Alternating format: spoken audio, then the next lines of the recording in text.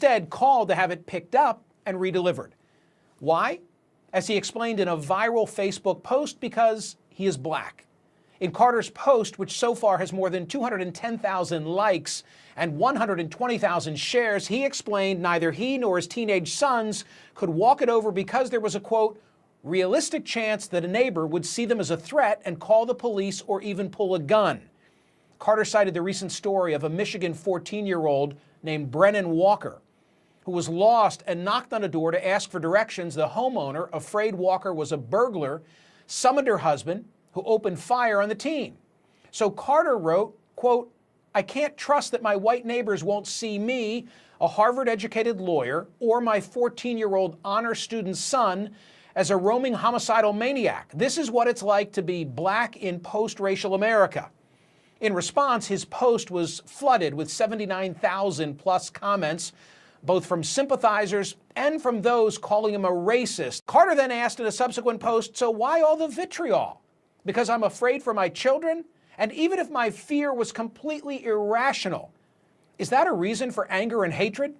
Sean Carter joins me now. Tell me the conversation around your kitchen table. How does your wife and how do your sons feel about this whole controversy? As far as my wife, and that's how I found out about it. The package is on the front porch. I asked her. She says it's for a neighbor, and she had already looked at the address, and it's not on our street where our neighbors know us, but it would be a couple blocks over. And, you know, from us, it was unspoken that we would not be delivering that package. Now, let's understand, I live in a gated community here in Arizona.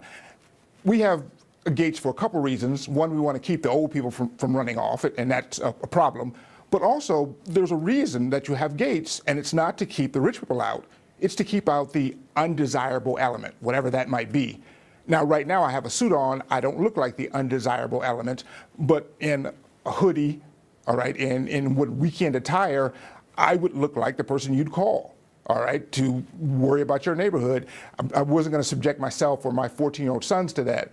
Now, the conversations I have with my sons are interesting because, you know, they weren't raised like I was.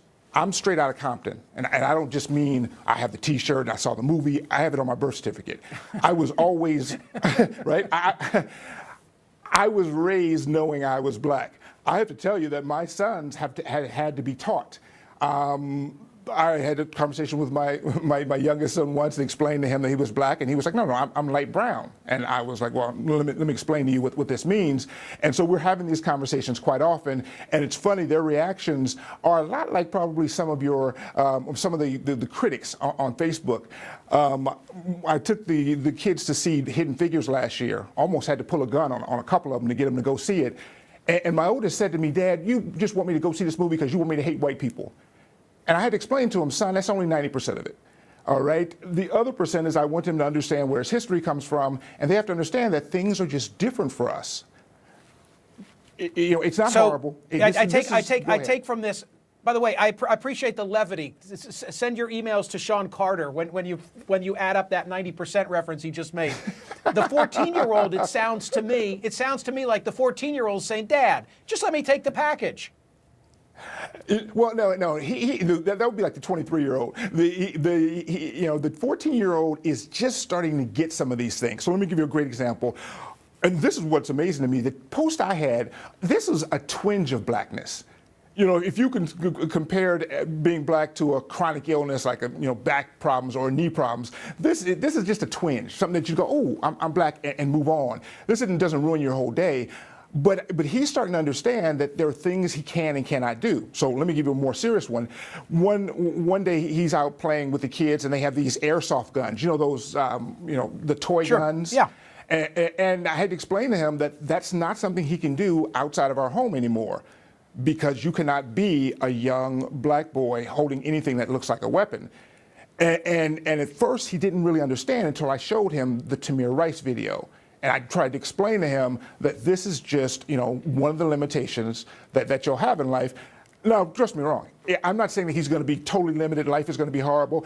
I've actually had a decent life, okay? It's worked for me. You can work this out, but there are just limitations that come to, with being a black man in America. Hey, Sean, the radio discussion that I had based on your Facebook post, maybe unsurprisingly, broke largely along racial lines, and where many people in the Facebook posts reveal their race, I was sad to see the same kind of a thing going on in the Facebook world. I wish I had more time. Let me just say it's a great conversation. I'm glad that you were